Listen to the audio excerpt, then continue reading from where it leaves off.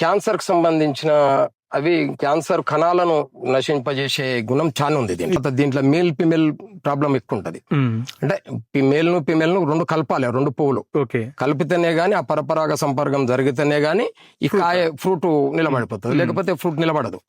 అట్లనే డైరెక్ట్ పూత పూస్తుంది, వెళ్ళిపోతుంటది.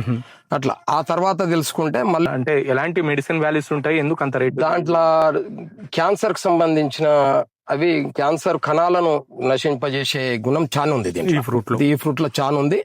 దీంట్లో ఏంటంటేనంటే ఈ బీటో క్యారటిన్ అనేది, లైకోఫిన్ అనేది కొంచెం బాగా దాన్ని చూస్తేనే పండు కట్ చేసినప్పుడే తెలుస్తుంది. ఒక బ్లడ్ నువ్వు ఒక రక్తం తాగినట్టుగానే అనిపిస్తుంది తాగుతుంటే కూడా, జ్యూస్ తాగితే. ఇది డైరెక్ట్ కోసుకొని తినే ఫ్రూట్ కూడా కాదు, ఇది డైరెక్ట్ కోసుకొని తిననీకి లేదు, తిననీకి లేదు. జ్యూస్ చేసుకోవాల్సిందే, ఓన్లీ జ్యూస్ చేసుకోవాలి. జ్యూస్ కూడా నీ కిలో ఫ్రూట్ సైజు కిలో ఇది ఉంది అనుకో, ఈ చిన్న సైజు ఫ్రూట్ ఉంది కదా, ఇదైనా ఒక 5 నుంచి 6 గ్లాసులు వస్తాయి.